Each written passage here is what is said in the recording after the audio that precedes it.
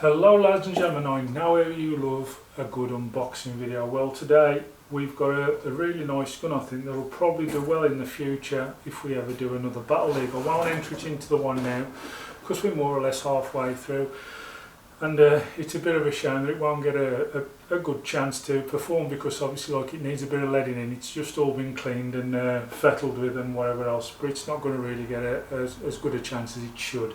So I won't put it in straight away, but when it's done a little bit of work, done a bit of leading in, we'll put it up against probably one of the guns that won or came somewhere near it anyway. Right then, shall we have a look, see what we've got today? Well, you'll probably see when I flip the box up, if you can read upside down there, it says Reximex. Well, this is the Reximex Myth. Now, I have cheated slightly, and before I filmed the video today I've already fitted it with an optic scope. But besides that, I've not really done much with it.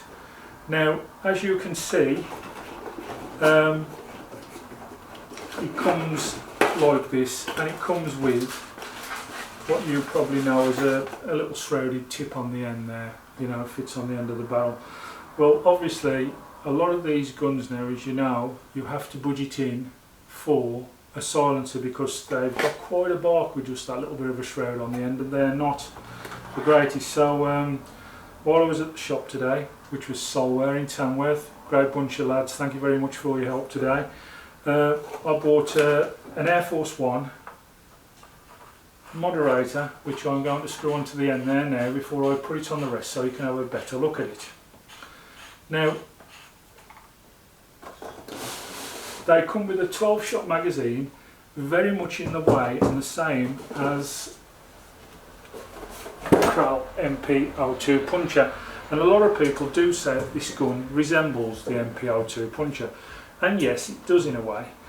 Bottle at the back, quite a large tank underneath, and yeah, 12-shot magazine, which is much the same but slimmer. Don't get confused that they are the same magazine, because they're not. We have our safety here, press in, press out for on and off, 2-stage trigger. I believe these are regulated, don't quote me on that, but I'm sure I was told these was a regulated gun. I will find out for certain on that when we go to the next part, which will be our test and review. It has an adjustable butt piece. I believe it can also slide in and out, but you have to be very careful. It's quite stiff apparently, so probably won't be touching that too much. Looking forward really to getting it out and about to see what it can do. I've shot a few shots of it just to zero in the scope, and that's about it at the moment. That's all I've done with this gun. But I thought, I know the subscribers from the channel love the unboxing videos. They seem to go down really well. What I shall do shortly, after I've just had a little bit of a chat about the gun, I'll do what I normally do and do a picture montage so you can get a closer look up at the gun and have a see what you think for yourself. I've had this one in the 2.2. I know I've had a couple of 177s lately, but I'll be quite honest with you, I'm not hooked on 177s at all. I do prefer a 2.2.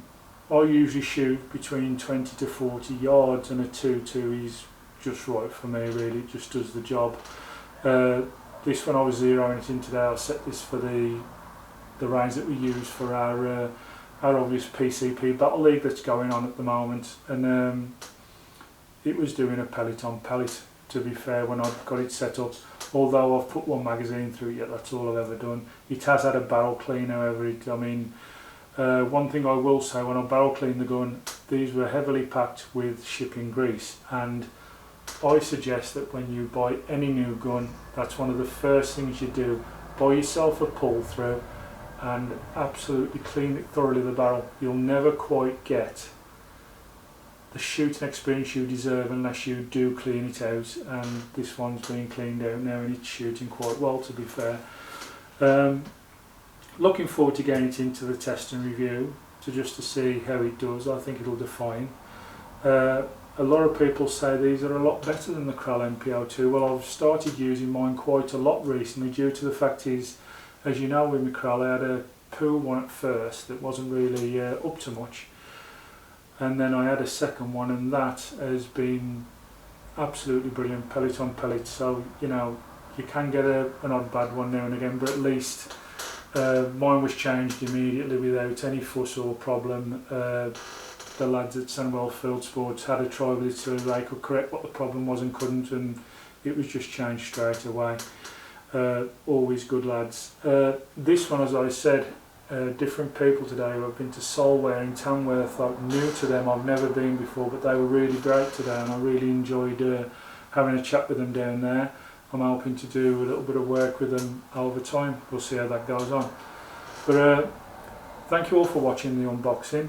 The magazine, by the way, in these is 12 shot in the 2.2 and I believe it may be 14 in the 177. Again, please don't quote me, I'm not 100%.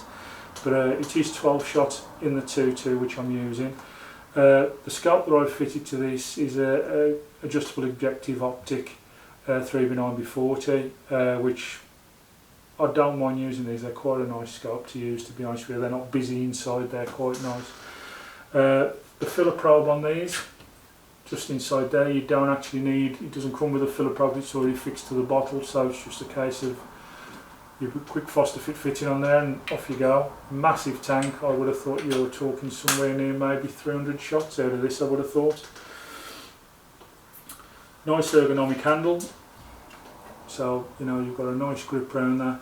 It's all done really nicely and I think it'll accumulate into being a really nice gun. All it needs to do for me now is perform. As long as it performs, I'll be really pleased with it. There's not much more I can fill you in from the unboxing side of you. The other thing that I will tell you what comes in the box, you get a Reximex small box like that, and inside there you've got your 2 magazines, single shot tray and a couple of different fittings. I think these are to release either the bottle and different other things. Obviously the shroud's in there because I've taken it off. I'm not quite sure what this thing is here.